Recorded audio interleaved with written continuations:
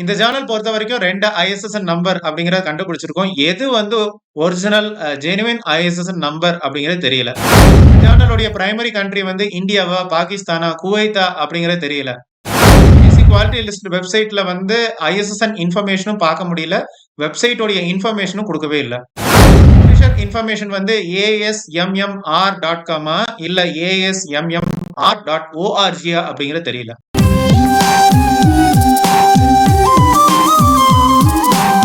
Hello கிறிஸ்டான channel members, viewers and subscribers அனைவருக்கும் வணக்கம். மறுபடியும் உங்க எல்லாருமே சந்திச்சதுல எனக்கு ரொம்பவே சந்தோஷம். இன்னைக்கு நம்ம ஜெனுவினா ரிவ்யூ பண்ணக்கூடிய இந்த ஒரு ஜேர்னல் வந்து இப்ப கரண்டா வந்து ABDC Australian business deans council journal quality லிஸ்ட்ல வந்து இண்டெக்ஸ் ஆகியிருக்கிறதா வந்து சொல்றாங்க.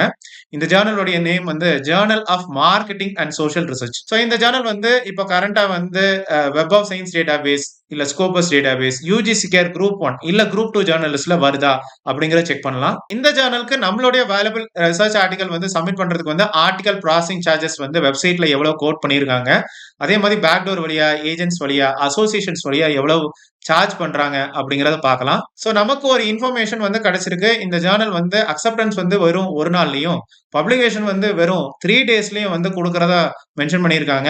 அது எப்படி அப்படிங்கறத பார்க்கலாம். சோ ரொம்ப டைம் வேஸ்ட் பண்ணாம இந்த journal of marketing and social research உடைய ஜெனுவின் ரிவ்யூ பக்கம் போகலாம். சோ இந்த ஜேர்னல் பத்தி தான் நம்ம வந்து டிஸ்கஸ் பண்ணிட்டு இருக்கோம். சோ நம்ம இந்த ஜேர்னல் நேம், அதாவது journal of marketing and social research, அதுக்கு பிறகு அந்த பப்ளிஷருடைய information Asian society of management and marketing research ASMMR அப்படின்னு வந்து கூகுள்ல வந்து சர்ச் பண்றோம்.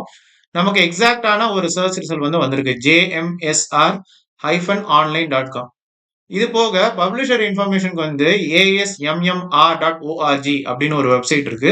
இது போக இன்னொரு வெப்சைட் இருக்கு, ASMMR.com அப்படின்னு ஒரு வெப்சைட் இருக்கு. இந்த பப்ளிஷர் நேம்ல வந்து ஆக்சுவலா வந்து STM-publishing.comனு ஒரு வெப்சைட் இருக்கு. எனிவே நம்ம ஃபர்ஸ்ட் ஜேர்னல் வெப்சைட் அப்படின்னு வந்து கோ த்ரூ பண்ணலாம். அதுக்கு பிறகு பப்ளிஷர் வெப்சைட் வந்து பார்க்கலாம். ஸோ இதுல வந்து ஆன்லைன் ISSN நம்பர் வந்து கொடுத்துருக்காங்க, பிரிண்ட் ISSN நம்பர் வந்து இல்ல.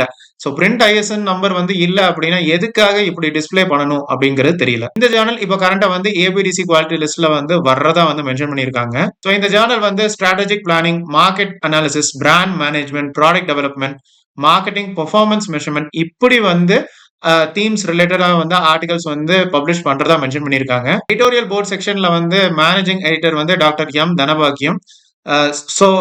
He is from Bharathiar university, Coimbatore, India. So associate editors உடைய இன்ஃபர்மேஷன் வந்து இருக்கு. இவருக்கு ப்ராப்பரான ஒரு அஃபிலியேஷன் டீடைல்ஸ் வந்து இல்ல.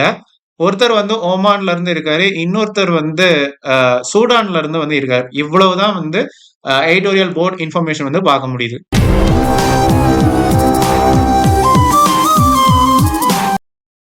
ஆர்டிகல் ப்ராசஸிங் சார்ஜஸ் வந்து $200 ஆர் அப்ராக்சிமேட்லி லைக் நம்ம ஒரு பைசாக்கு ஒரு 16,000 பக்கத்துல சார்ஜ் பண்றாங்க. ஸ்பெஷல் இஷ்யூ அப்படிங்கிற ஒரு செக்ஷன் வந்து அவங்க வந்து காமிச்சிருக்காங்க. அதுக்காக APC வெய்வரும் கொடுக்கறதா மென்ஷன் பண்ணிருக்காங்க. அப்ளிகேஷன் ஃப்ரீக்வன்சி அப்படிங்கிற செக்ஷன் வந்து எம்டியா இருக்கு. ஆர்டிகல்ஸ் இன் பிரஸ் அப்படிங்கிற செக்ஷன் வந்து கோத்ரூ பண்ணும்போது நோ ஆர்டிகல்ஸ் அப்படின்னு வந்து இருக்கு. வியூ ஆல் ஆர்ச்சிவ்ஸ் அப்படின்னு வந்து கோத்ரூ பண்ணும்போது வால்யூம் 1 ஆஃப் 2024 இருக்கு. அதுல இஷ்யூ 1 அப்படின்னு வந்து கோத்ரூ பண்ணும்போது இதுல 8 ஆர்டிகல்ஸ் வந்து இருக்கிறது வந்து பார்க்க முடியுது. இவ்வளவுதான் இருக்கு ஒரு பர்டிகுலர் இஷ்யூல. இப்போ நம்ம கரண்டா வந்து 2025ல வந்து நம்ம வந்து இருக்கோம். பட் 2025ல ஆர்டிகல்ஸ் பார்க்க முடியல. சோ சப்மிட் ஆர்டிகல் அப்படிங்கிற செக்ஷன்ல வந்து இமெயில் ஐடி சப்மிஷன் வந்து பண்ணலாம் அப்படின்னு வந்து கொடுத்திருக்காங்க. submission@JMSR-online.com. இல்லனா நீங்க வந்து அக்கவுண்ட வந்து கிரியேட் பண்ணி அதை லாகின் பண்ணியும் நீங்க வந்து சப்மிட் பண்ணலாம் அப்படின்னு வந்து கொடுத்திருக்காங்க. 30% பிளாகியரிசம் கடியில வந்து இருக்கணும். அதே மாதிரி சிங்கிள் சோர்ஸ் பிளாகியரிசம் வந்து 3%க்கு கூடாம இருக்கணும் அப்படிங்கறத மென்ஷன் பண்ணிருக்காங்க.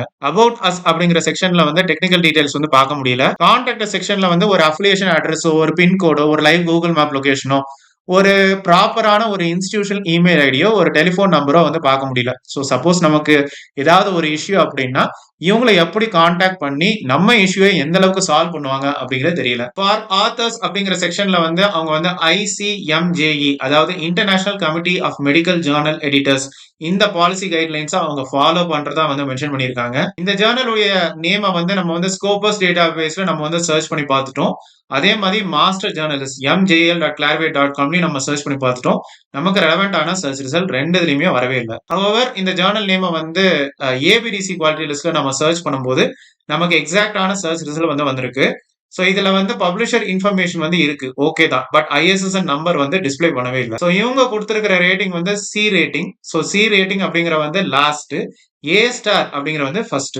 stm-publishing.comல வந்து பார்க்கும்போது இந்த பப்ளிஷர் வந்து எமரால்ட் குரூப் பப்ளிஷிங்கோட ஒரு MOU சைன் பண்ணதா வந்து மென்ஷன் பண்ணிருக்காங்க. Facebook பேஜ்ல வந்து இவங்க ஆக்சுவலா ரொம்பவே ஆக்டிவா இருக்கிறாங்க. சோ இந்த பப்ளிஷர் நேம்ல வந்து என்ன கொடுத்திருக்காங்கன்னா இனாகுரல் இஷ்யூ வந்து 2015ல வந்து இந்த இன்ஃபர்மேஷன் வந்து போஸ்ட் பண்ணிருக்காங்க.